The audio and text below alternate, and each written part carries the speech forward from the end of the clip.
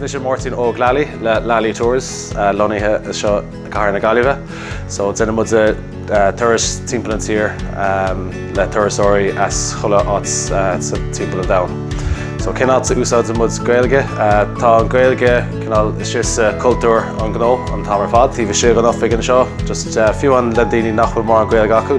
Tá go leor na tománaí agus na touristóirí tá siad lán Gaeilge, so cholat idir beganín Gaeilge an seo agus siúd go dtí léonta ó bhfuil go thomláin as Gaeilge.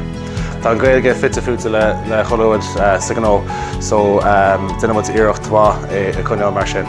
So ar dtíobh an turasóireacht go, is má leis na turasóirí é chleistáil agus é eáil cholamhat timpeall an ghnó.